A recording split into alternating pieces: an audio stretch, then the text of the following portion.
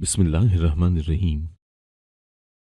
मेरा भाई अम्मा का बहुत ख्याल करता, अम्मा के सारे काम खुद करता, लेकिन फिर भी अम्मा झोली उठाकर भाई को बद्दुआएं देती और कहती कि खुदा तुझे इबरत का निशान बनाए, और बहुत रोती। मैं अम्मा से वजह पूछती तो अम्मा कुछ ना बताती। भाई कहते कि बीमारी की वजह से अम्मा चिड़चिड़ी हो गई है। एक दिन भाई को बद्दुआ देते देते अम्मा का इंतकाल हो गया, तो भाई बगैर गुस्ल के अम्मा को दफनाने लगा, पर मैंने ऐसा ना होने दिया, और जो ही अम्मा को गुस्ल देने के लिए अम्मा के कपड़े उतारे तो कलेजा फट पड़ा। मैं चीख चीख कर रोने लगी, क्योंकि अम्मा, मुझे पैसों की जरूरत है। मैं बावर्ची खाने में आटा गूंदने में मगन थी, तभी मुझे भाई की आवाज सुनाई दी तो मैं चौंक गई। अभी कल ही तो भाई अम्मी से इतने सारे पैसे लेकर गया था। क्या हो गया तुझे कय्यूम? मैंने कल ही तो तुझे 12,000 रुपये दिए हैं।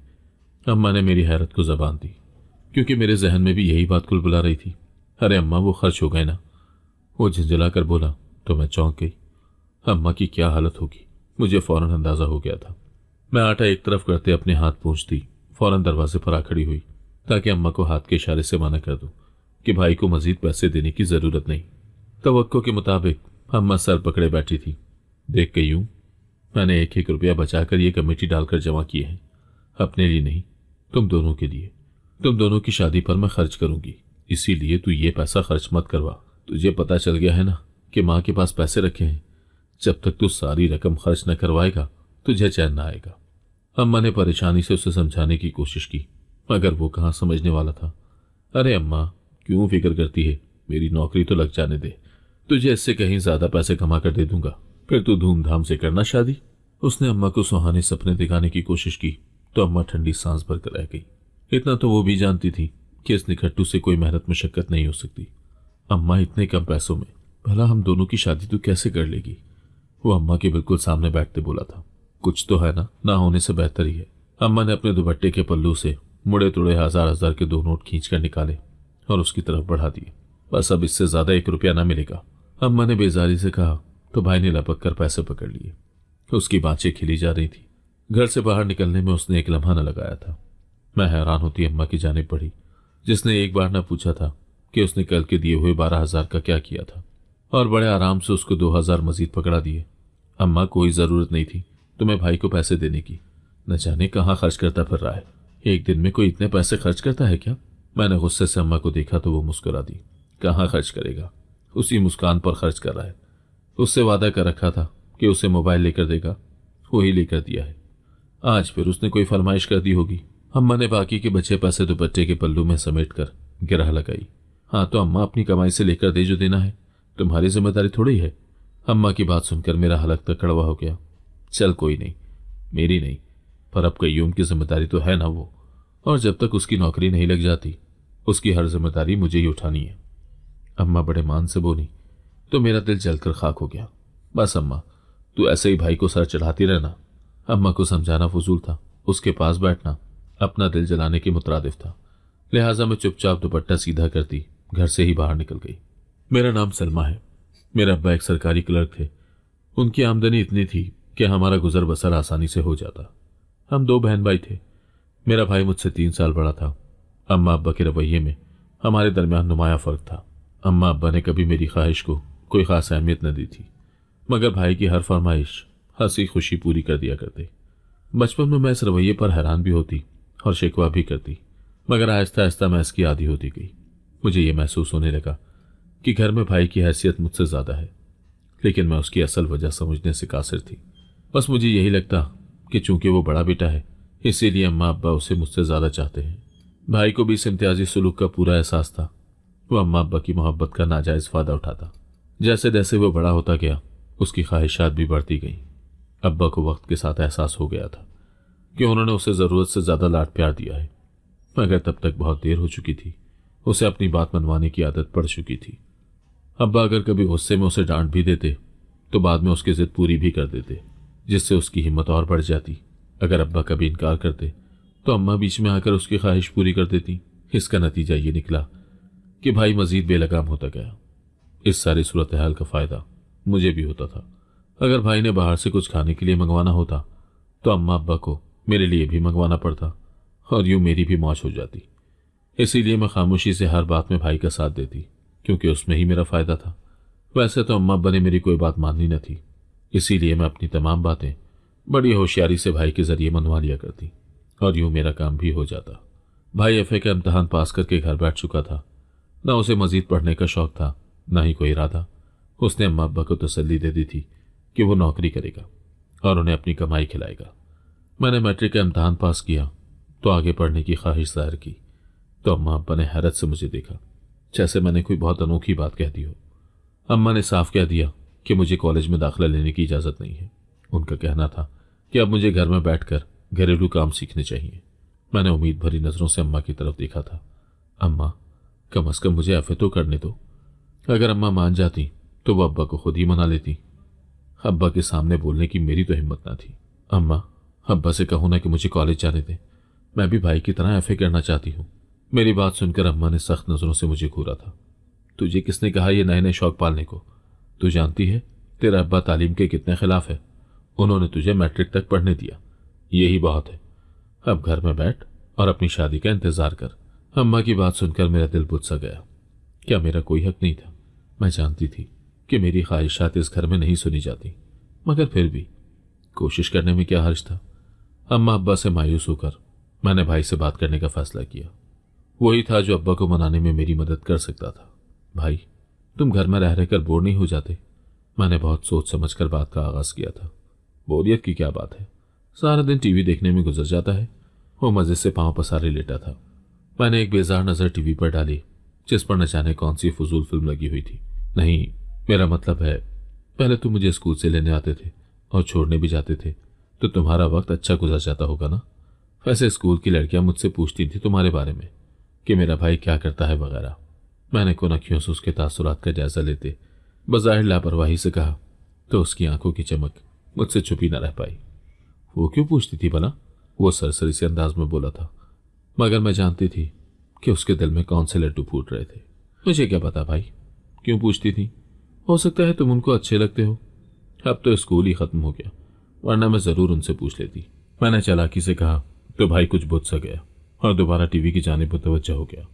मगर भाई, मैंने सुना है कॉलेज की लड़कियां ज्यादा तेज तर्रार और खूबसूरत होती हैं।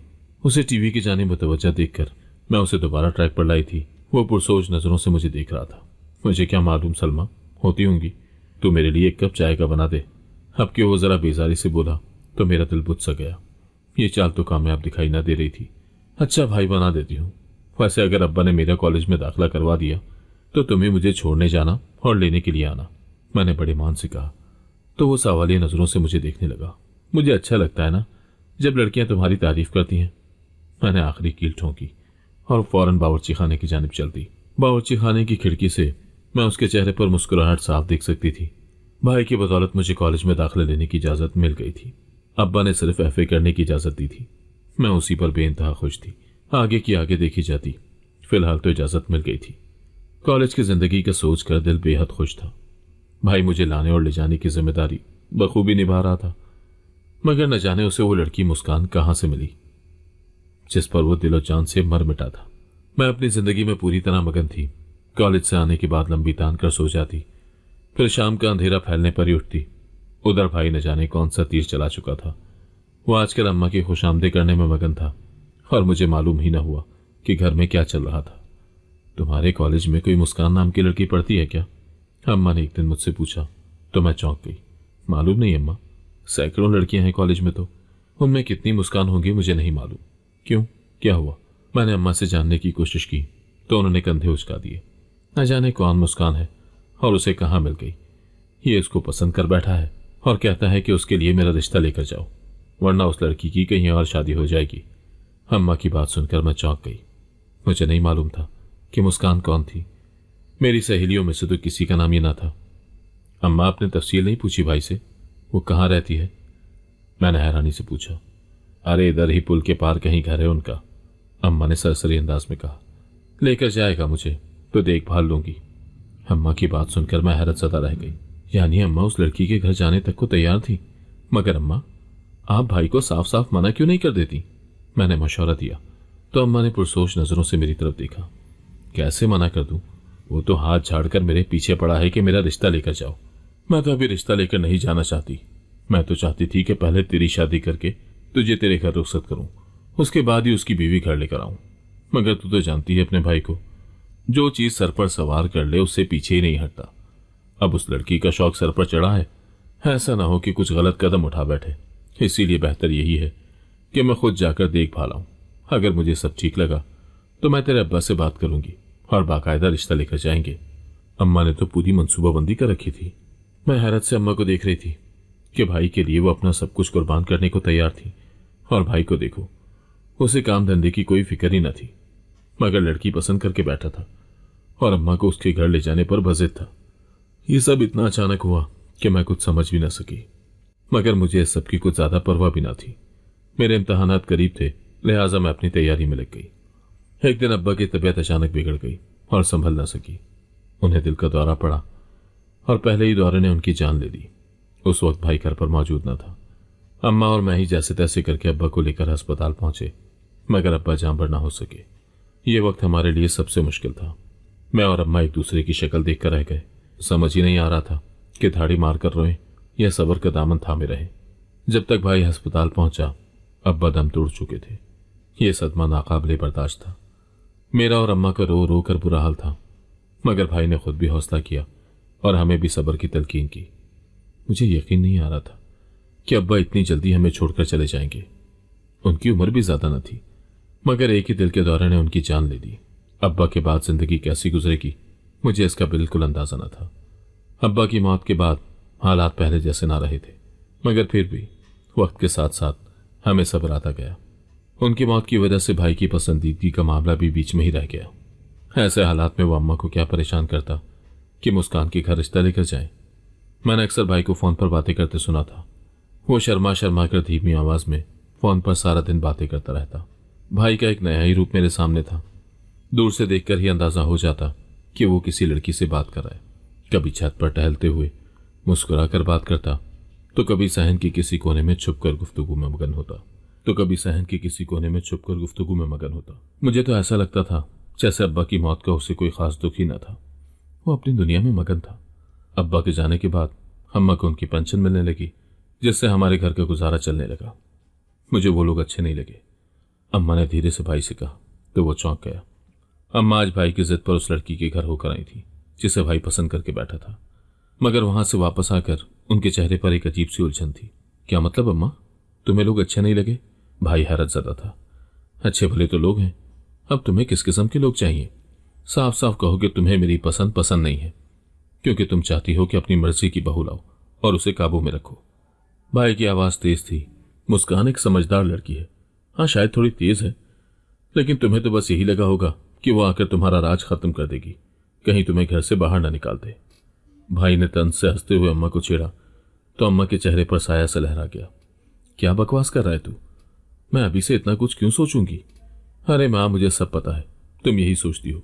मुझे तुम्हारी सहेली नासरा है ना, उसी ने तुम्हारे कान भरे हैं, क्योंकि उसकी बहू अच्छी नहीं निकली।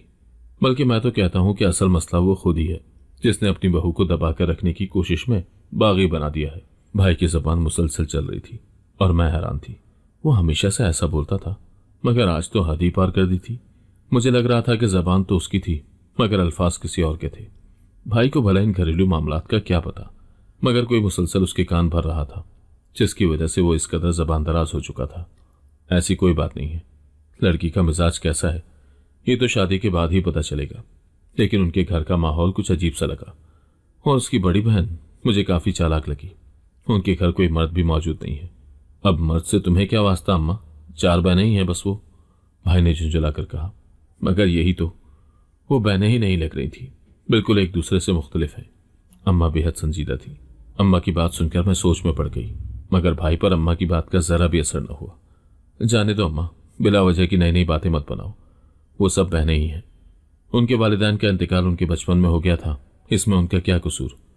अब्बा का साया सर पर नहीं है तो क्या कोई सलमा को ब्याह करना ले जाएगा? बस तुम वही कर रही हो, ऐसा कुछ भी नहीं है। भाई ने अम्मा की बात को हवा में उड़ा दिया। अम्मा जानती थी कि भाई पर उनकी बातों का कोई असर नहीं होगा। अब्बा की मौजूदगी में भाई कुछ काबू में रहता था, मगर अब उसे काबू में रखना आसान ना था। मैं भी समझ गई थी कि होना तो वही था जो भाई चाहता था। अम्मा की एक न चलनी थी। अम्मा ने भाई का रिश्ता उसकी मर्जी से तय कर दिया तो भाई बिल्कुल ही काबू से बाहर हो गया। ऐसा लगता था जैसे वो हवाओं में उड़ रहा हो। अम्मा मेरे रिश्ते की तलाश में थी ताकि हम दोनों की शादी एक साथ ही कर दी जाए, मगर भाई को इस बात से कोई सरोकार न था। वो अपनी ही दुनिया में मस्त रहता।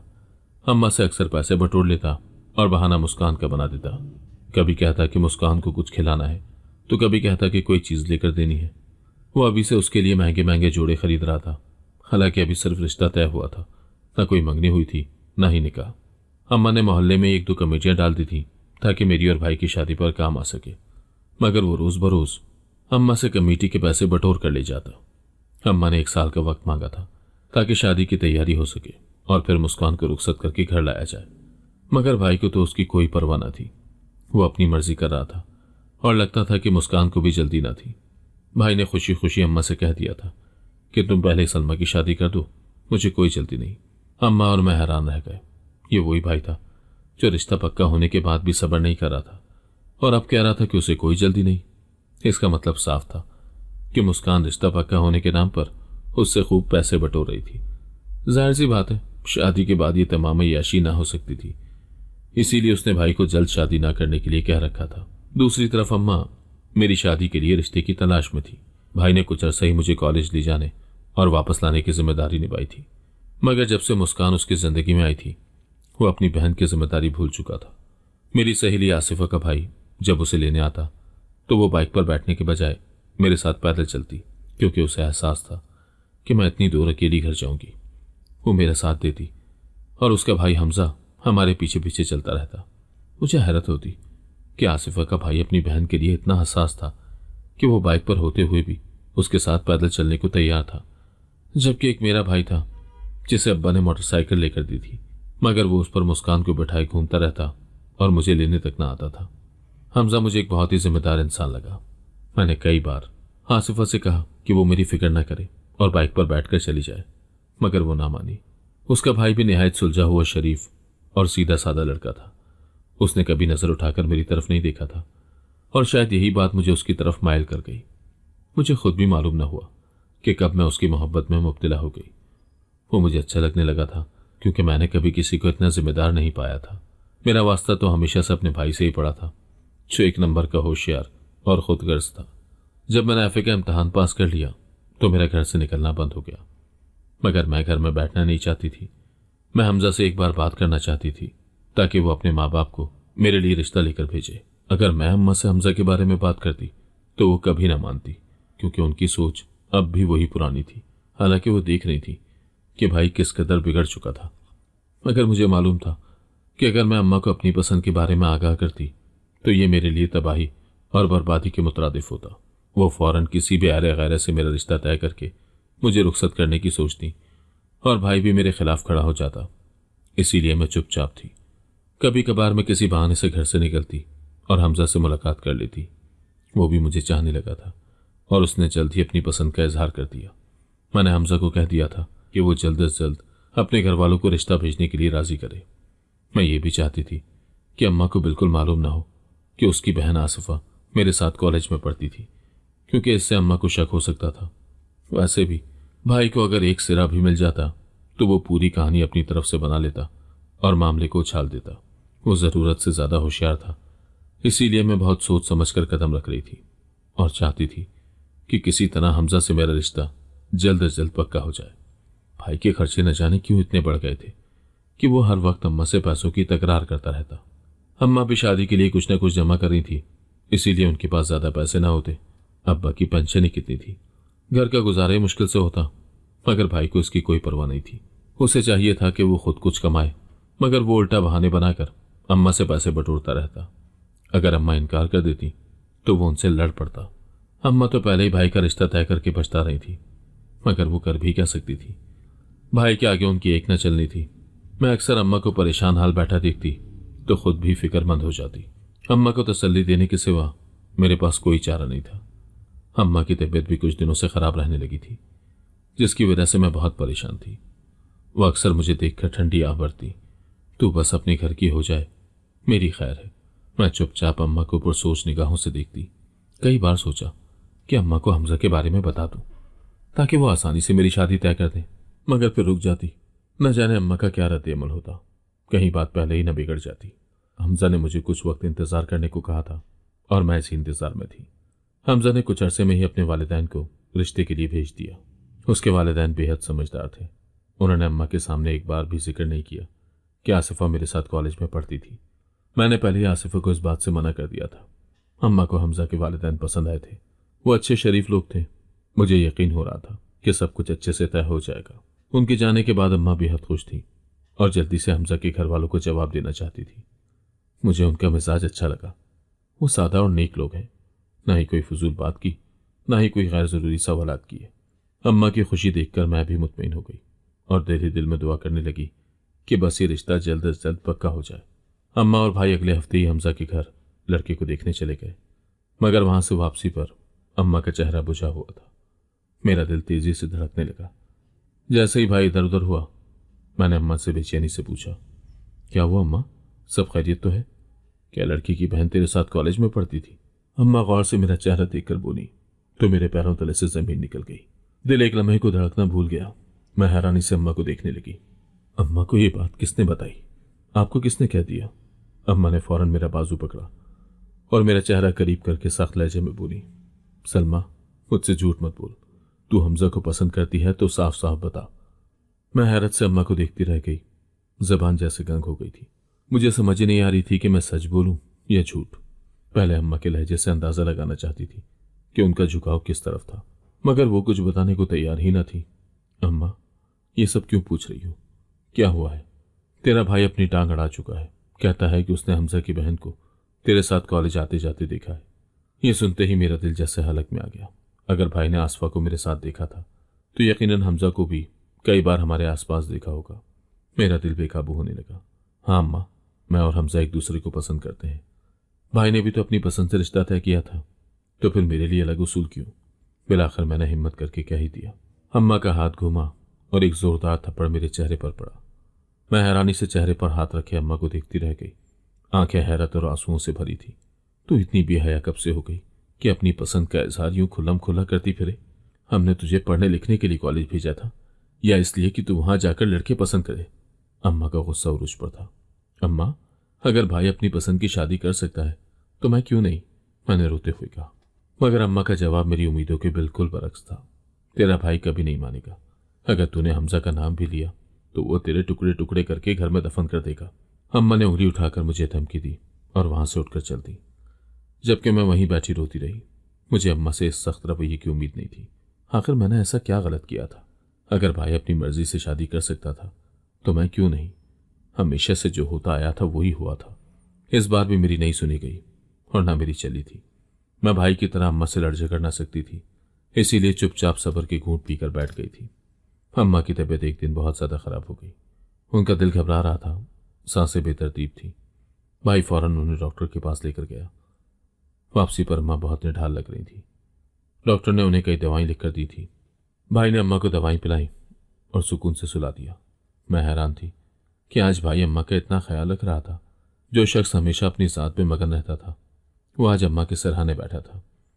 रात को अम्मा नींद से जागी तो मैं जल्दी से उनके लिए गर्म खाना लेने चल दी।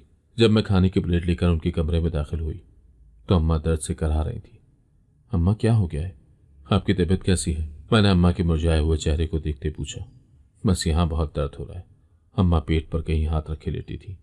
मेरा दिल दहल गया। अम्मा, डॉक्टर ने क्या कहा? अम्मा के चेहरे से लग रहा था कि अम्मा को काफी दर्द है। अब्बा के बाद मैं अम्मा को खोना न चाहती थी। बेटा, बस पुरानी तकलीफ है। दवा खाऊंगी तो बेहतर हो जाऊंगी। तुम फिक्र न करो। अम्मा की तबीयत मुसलसल बिगड़ती जा रही थी। अम्मा की हालत भी खराब थी और घर में एक अजीब परेशानी का माहौल था। हैरत की बात यह थी कि भाई हर वक्त अम्मा के पास बैठा रहता, उनकी खिदमत करता, दवाइयाँ देता और उनका ख्याल रखता। ये वही भाई था जो पहले घर में ठहरता भी नहीं था, जो हमेशा अपनी जात में मगन रहता था, जो अम्मा अब्बा के जज्बात से लाताल्लुक था। और अब वो लम्हा लम्हा अम्मा के कदमों में बैठा नजर आता था। जब मैं घर के काम निपटाकर अम्मा के पास जाना चाहती तो भाई दरवाज़ा आधा बंद कर देता। अम्मा सो रही हैं, जाकर कोई और काम देख लो, उन्हें तंग न करो। मैं हैरान थी कि भाई जो कभी घर में वक्त ही नहीं गुजारता था वो अम्मा के कमरे के चक्कर लगाता रहता। मैंने कई बार सुना था कि वो अम्मा से कुछ बात कर रहा होता और ऐसा लगता था कि वो किसी चीज़ पर जिद कर रहा था। मुझे लगा कि भाई पैसों की बात कर रहा होगा। आखिर घर के तमाम अखराजात वो ही चला रहा था। और अम्मा के इलाज के पैसे भी उसी के हाथ में थे। लेकिन अगर सब कुछ उसके हाथ में था तो फिर वो अम्मा से झगड़ा क्यों कर रहा था? ये सब अजीब था। सलमा, एक कप चाय तो बना दे, अम्मा ने मुझे आवाज लगाई।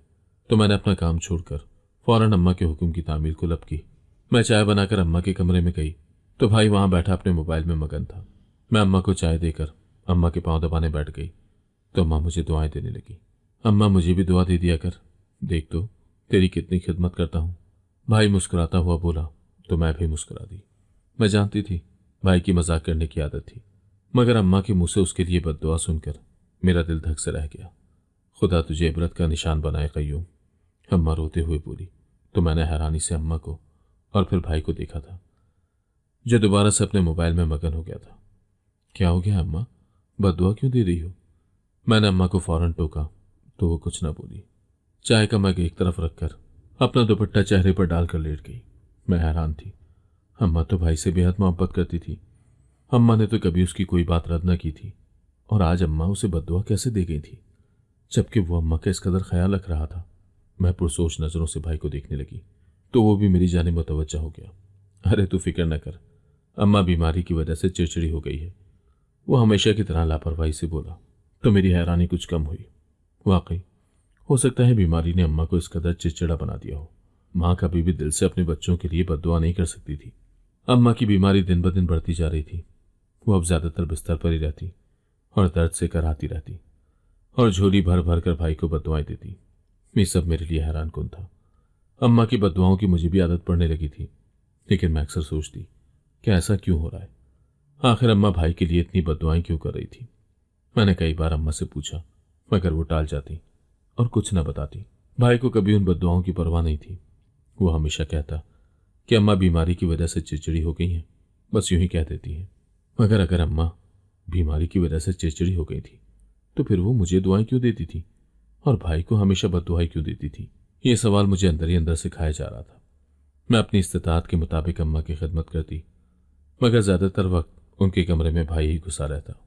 वो हर वक्त उनके सिरहाने बैठा रहता, उनसे न जाने क्या बातें करता, मगर जब भी मैं अंदर जाती वो खामोश हो जाता। मेरे दिल में एक अजीब सा खदशा पैदा होने लगा था।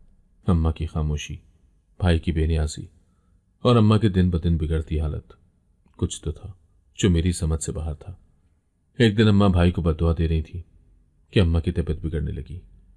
मेरी बात सुन सलमा, अम्मा ने मेरा हाथ पकड़कर मुझे अपने करीब बिठाया। उस लड़के का क्या नाम था? हाँ, हमजा। तू हमजा को कह दे कि वो 4 लोगों को लाए और तुझसे निकाह करके ले जाए। अम्मा की बात सुनकर मैं हैरान रह गई थी।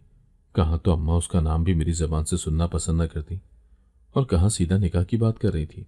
अम्मा जब उसके घर से लड़के को देखकर आई थी तो उसके बाद से उन लोगों को कोई जवाब न दिया था और मुझे साफ साफ मना कर दिया था कि ये रिश्ता नहीं हो सकता था, और अब निकाह की बात कर रही थी। यकीनन बीमारी ने अम्मा को बदल दिया था। अम्मा, तुम सेहतियाब हो जाओ, फिर देखी जाएगी। ऐसे 4 लोगों में मेरा निकाह क्यों करोगी भला? जो मैं कह रही हूं वो कर, मेरे बाद तू बर्बाद होकर रह जाएगी। अम्मा की बात सुनकर मेरा दिल दहल गया। अम्मा, अल्लाह ना करे कि तुझे कुछ हो तो बिल्कुल ठीक हो जाओगी। मैंने अम्मा को तसल्ली दी, मगर मेरा अपना दिल डर कर रह गया था। अम्मा के बाद मेरा क्या ही आसरा था? भाई के आसरे पर तो मैं ना बैठ सकती थी और भाई तो मेरा हमजा से निकाह अम्मा की मौत के बाद भी ना होने देता। मैं अम्मा के पास से उठाई थी। मुझे समझ ही ना आ रहा था कि अम्मा की बात को किस हद तक संजीदा लूं। ऐसी हालत में अम्मा को छोड़कर कैसे हमजा के साथ रुखसत हो जाती। मैं अम्मा के लिए चाय बनाकर ले गई तो अम्मा को साकत पड़े पाया। अम्मा, उठ जा। मैंने अम्मा का हाथ पकड़ के हिलाया तो मुझे अम्मा का हाथ बेजान सा लगा। अम्मा, मैंने अम्मा को झंझोर डाला, मगर वो यूं ही बेहिस्सो हरकत पड़ी रही। मेरी चीखों से पूरा घर गूंज उठा था। अम्मा मुझे छोड़कर चली गई थी। मैं सकते में थी। अब्बा के बाद अम्मा की मौत ने मुझे बिल्कुल ही तोड़कर रख दिया था। अम्मा भले बीमार थी, मगर उनका सहारा तो था। मैं हर वक्त अम्मा के पास मंडलाती रहती तो मुझे तसल्ली रहती। अम्मा के बाद मेरा क्या होना था? मैं रो रो कर बेहाल हो रही थी। मैंने भाई को फोन करके इत्तला दी कि अम्मा चल बसी हैं, जल्दी घर आ जाओ, मगर वो जाने कहाँ गायब था। इससे पहले कि वो पहुंचता मोहल्ले की औरतें आ चुकी थी। मुझे अम्मा के गुस्ल और तदफीन की कोई होश न थी। मोहल्ले की औरतों ने ही मुझे तवज्जो दिलाई तो मैंने रोते हुए उनमें से एक औरत को जिम्मेदारी सौंप दी कि वो सारी तैयारी करे। इतने में भाई भी पहुंच गया। मैं अम्मा का जनाजा लेकर जा रहा हूँ, मैंने कब्र की खुदाई के लिए कह दिया है। भाई की बात सुनकर मैं हैरत ज़दा रह गई। अम्मा को कफन और गुस्ल दिए बगैर कैसे दफनाया जा सकता है? डॉक्टर ने हिदायत दी थी कि इनको नहलाना नहीं, इनको एक मखसूस बीमारी थी। अगर इन्हें मरने के बाद भी नहलाया जाएगा तो इनकी जल्द खराब हो जाएगी। वो सपाट लहजे में बोला तो मैं शर्मदा रह गई। अम्मा को ऐसी कोई बीमारी नहीं थी। मैं जानती थी कि वो झूठ बोल रहा था। अगर अम्मा को ऐसी कोई बीमारी थी तो उसने मुझे पहले क्यों ना बताया था? इस झूठ के पीछे उसका मकसद क्या था, ये मैं नहीं समझ सकी। मोहल्ले की तमाम औरतें मौजूद थीं। अम्मा को बगैर गुस्ल और कफन के दफनाने का तस्वुर भी मेरे लिए नाकाबिले कबूल था। मैं जानती थी कि भाई हमेशा अपनी बात मनवाता आया है, मगर आज ये नहीं हो सकता था। भाई, तुम अपनी जिद छोड़ दो, मैं ऐसा ना होने दूंगी। उसकी बेसरूपा बातें सुनकर मैं गुस्से से चीख उठी। उसकी आंखों में हैरत थी। शायद उसने कभी मेरी मुज़ाहमत की तवक्को ही नहीं की थी। अम्मा को गुस्ल के बगैर नहीं जाने दूंगी, मैं खुद अपने हाथों से उन्हें गुस्ल दूंगी। मैंने उसकी आंखों में झांक कर ठोस लहजे में कहा तो वो चुपचाप बाहर निकल गया। मैं खुद अम्मा को अपने हाथ से गुस्ल देने लगी तो गुस्ल देने के लिए जैसे ही मैंने अम्मा के कपड़े उतारे तो कलेजा मुंह को आने लगा। अम्मा के जिस्म पर ऑपरेशन के गहरे निशान थे, जैसे उनकी गुर्दे का और दिल का ऑपरेशन हुआ हो। मगर मेरे इल्म में ऐसी कोई बात नहीं थी, न ही अम्मा ने कभी इसका जिक्र किया था। मैं हैरान और परेशान मैयत के पास बैठी थी और धाड़े मार कर रो रही थी। अम्मा ने इतनी तकलीफ सही और मुझे कभी खबर भी ना होने दी। मेरे दिल में बार बार यही ख्याल आ रहा था कि ये सब भाई का ही किया धरा है। मैंने अम्मा को गुस्ल दिया, कफन पहनाया और जनाजा बाहर ले आई। जैसे ही मैं बाहर निकली, भाई सामने खड़ा था। वो फौरन मेरे करीब चला आया। अब मैं अम्मा को दफनाने जा रहा हूँ। उसकी बात सुनकर मैंने गौर से उसका चेहरा देखा। उसके चेहरे पर एक अजीब सी बौखलाहट थी। रुक जा, मैंने झट से उसका गिरेबान पकड़ लिया। क्या किया है तुमने मेरी माँ के साथ? तुमने उसे क्यों मारा? मैंने उसे जोर जोर से झिंझोड़ा तो वह हैरान रह गया और खुद को छुड़वाने लगा। मैंने कुछ नहीं किया, वह हकलाया। झूठ मत बोलो, अम्मा के जिस्म पर न जाने कौन से ऑपरेशन के निशान मौजूद हैं, जबकि उनका तो कभी कोई ऑपरेशन हुआ ही नहीं था। मैंने उसकी आंखों में घूरते हुए पूछा तो वो हड़बड़ा गया।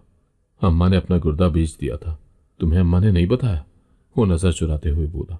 तो मैं हैरत से उसे देखने लगी। क्या बकवास कर रहे हो? अम्मा ने अपना गुर्दा क्यों बेचा? अम्मा को ऐसी क्या नौबत आ गई थी? अम्मा को कुछ पैसों की जरूरत थी, इसीलिए उन्होंने बेच दिया। अब मैं अम्मा को दफनाने जा रहा हूं। वो फौरन आगे बढ़ा। मैंने उसका बाजू पकड़कर उसे रोक लिया। मुझे सच सच बताओ, अम्मा को कभी पैसों की जरूरत नहीं रही थी। तुमने ही अम्मा के साथ कुछ किया और उन्हें मजबूर किया कि अपना गुर्दा और न जाने क्या कुछ बेचे। बोलो, तुमने किया है ना? मैंने उसे धक्का दिया तो वह हैरानी से मुझे देखने लगा। तुम अपनी हद में रहो, वो उंगली दिखाते गुर्राया। मैं अपनी हद में ही हूं। मैं अभी पुलिस को बुलाती हूं और तुम्हारा सारा चट्टा खोल कर रख दूंगी। मैंने गुस्से से कहा। आज मैं उसे जाने देने वाली नहीं थी। अम्मा के साथ जो बीत चुकी थी वो तो गुजर गया। अगर अम्मा ने मुझे अपनी जिंदगी में ये सब बता दिया होता तो मैं भाई का वो अंजाम करती कि अम्मा भी देखती। मगर अम्मा हमेशा बेटी की मोहब्बत में खामोश रही, बद्दुआएं देती रही, मगर कुछ पता न चलने दिया। जब भी अम्मा को तकलीफ होती वो भाई को बद्दुआएं देती, मगर उन्होंने कभी अपनी जबान से मुझे असल हकीकत नहीं बताई थी। मुझे नहीं मालूम था कि भाई की बात में कितनी सच्चाई थी। क्या अम्मा ने वाकई अपनी मर्जी से गुर्दा बेचा था या भाई ने उन्हें मजबूर किया था? अगर अम्मा ने अपनी मर्जी से यह काम किया होता तो वो भाई को बद्दुआएं क्यों देती? यकीनन भाई ने उन्हें मजबूर किया होगा। उसे हमेशा पैसों की हवस रही थी और वह अम्मा के सारे पैसे ले जाता, फिर भी उसका दिल नहीं भरता था। मुस्कान पर उसने न जाने कितना पैसा लुटा दिया था। आजकल वो कहाँ थी ये मुझे भी मालूम नहीं था, क्योंकि काफी अरसे से मैंने भाई को उससे फोन पर बात करते हुए नहीं देखा था। शायद वो उसे धोखा देकर जा चुकी थी। भाई का यही अंजाम होना चाहिए था। अम्मा ने जितनी बद्दुआएं उसे दी थी उसके बाद वो खुश रह भी कैसे सकता था? अम्मा की तदफीन के बाद घर का सन्नाटा मुझे काटने को दौड़ता था। मेरा दिल चाहता था कि मैं पुलिस को बुलाकर भाई को अंदर करवा दूं और उसे इतनी सजा दिलवाऊं कि वो सारी जिंदगी याद रखे। मगर मेरे पास कोई सबूत नहीं था, कोई गवाह नहीं था। मैंने ये मामला अल्लाह पर छोड़ दिया था। मैं जानती थी कि माँ की बद्दुआएं उसके साथ थीं और वो कभी भी खुशहाल जिंदगी नहीं गुजार सकेगा। मैं खाली घर में बेमकसद इधर उधर टहलती रहती, करने को कुछ भी नहीं था। अम्मा के जनाजे के बाद मेरे और भाई के दरमियान कोई बात नहीं हुई थी और ना ही मैं उससे बात करना चाहती थी। हमजा और उसके वालिदैन अम्मा के जनाजे में शरीक हुए थे और वो बाद में भी 2-3 बार आए थे। वो चाहते थे कि मैं हमजा के साथ निकाह कर लूं और अपनी जिंदगी संवार लूं। मैंने भी यही बेहतर फैसला समझा। भाई का कोई भरोसा नहीं था, वो तो मुझे भी बेच कर खा जाता। क्योंकि उसे पैसों की हवस थी और वो न जाने कहां कहां पैसा लुटाता फिरता था। मैंने हमजा के वालिदैन को अम्मा की मौत के गुजर से बाद मुनासिब वक्त देखकर हमजा को हाँ कह दी। मैंने उनसे कहा कि मैं सादगी से निकाह करना चाहती हूँ और भाई इसमें शामिल होता है या नहीं मुझे कोई परवाह नहीं। हमजा के वालिदैन ने खुद ही निकाह की तारीख तय कर ली। निकाह के दिन वो चंद मेहमानों के साथ मौलवी को ले आए ताकि निकाह की रस्म अदा की जा सके। इत्तेफाक से भाई भी उस वक्त घर पर मौजूद था। वो सब कुछ देखकर हैरान रह गया। तुम्हें शर्म नहीं आती? अपनी मर्जी से निकाह कर रही हो? वो गुस्से से चिल्लाया। हाँ, मैं अपनी मर्जी से सब कुछ कर सकती हूँ। मैंने उसे दो टोक जवाब दिया। तुम होते कौन हो मुझे शर्म दिलाने वाले? मुझे उस पर बेहद गुस्सा था। मैं उसकी कोई बात सुनना नहीं चाहती थी। अपनी जिंदगी का फैसला करने का हक मेरा है और मैं ये घर हमेशा के लिए छोड़कर जा रही हूँ। निकाह के बाद मेरा तुमसे कोई रिश्ता बाकी नहीं रहेगा। मैंने सख्त लहजे में कहा तो वो चौंक कर मुझे देखने लगा। शायद उसे मेरे ऐसे रवैये की उम्मीद नहीं थी, मगर अम्मा की हालत देखने के बाद मुझे सख्त होना ही पड़ा था। अगर अम्मा अब्बा भी अपनी जिंदगी में यही सख्ती दिखाते तो भाई की ये जरूरत ना होती कि वो इतना आगे बढ़ता और माँ पर जुल्म करता, यहां तक कि उनका गुर्दा तक निकाल कर बेच देता। उसका बस चलता तो शायद अम्मा को भी बेच खाता। मैं हमजा के साथ निकाह करके उसके संग रुखसत हो गई थी। मैंने अपनी जिंदगी का आगाज किया। वो अच्छा शौहर साबित हुआ था। मेरे ससुराल वाले भी बहुत अच्छे थे। मैंने भाई के बारे में कोई खबर न रखी थी। मेरा दिल उससे इकट्ठा हो चुका था। वो सारी जिंदगी पैसे का ही पुजारी रहा। पैसे के सामने उसने अपनी माँ तक को भुला दिया था। मैं जब भी उसके बारे में सोचती मुझे अम्मा की याद आ जाती और मेरा दिल तकलीफ से भर जाता, जो उसे अपने जिस्म का गुर्दा बेचकर देकर जा चुकी थी। मगर भाई फिर भी न सुधरा था। मुझे उसके बारे में इत्तला मिलती रहती। मुझे मालूम हुआ था कि मुस्कान ने उसे वाकई धोखा दे दिया था। वो उसके ऊपर तमाम पैसे खर्च कर चुका था, यहां तक कि अम्मा अब्बा का घर भी बेच दिया और सारे पैसे मुस्कान पर लौटा दिए। मगर वो तो सिर्फ पैसे खाने के लिए थी। उसने भाई के साथ बहाना रचाना था। पैसे खाकर और भाई को कंगला करके वो अपने रास्ते हो ली थी। भाई उसके इश्क में पागल था, इसीलिए वो ये सदमा बर्दाश्त न कर सका। वो सड़कों पर नंगे पांव और बदहाल फिरा करता। मुझे उसके मुतालिक इत्तला पहुंचती रहती थी तो सुनकर मेरा दिल दुख से भर जाता। पर जो भी था वो मेरा भाई था। मैं अपना दिल जितना मर्जी सख्त कर लेती, मगर उससे खून का रिश्ता था। उसकी हालत में बर्दाश्त न कर सकती थी। उसकी हालत सुनते मेरा दिल तड़प उठता। वो अब अपने किए की सजा भुगत रहा था। अम्मा की बद्दुआएं उसके साथ थी। उसने जो भी बोया था वही काट रहा था। मैंने अपने शौहर के साथ मिलकर उसे दारुल अमान में दाखिल करवा दिया था ताकि वो अपनी बाकी की जिंदगी वहां आराम सुकून के साथ गुजार सके। अगर आपको आज की कहानी पसंद आई है तो वीडियो को जरूर लाइक कीजिएगा और अपने दोस्तों के साथ भी शेयर कीजिएगा। और हाँ, अगर आपने अभी तक हमारा चैनल सब्सक्राइब नहीं किया तो जरूर सब्सक्राइब करें। मिलते हैं कल एक नई और दिलचस्प कहानी के साथ। अल्लाह हाफिज।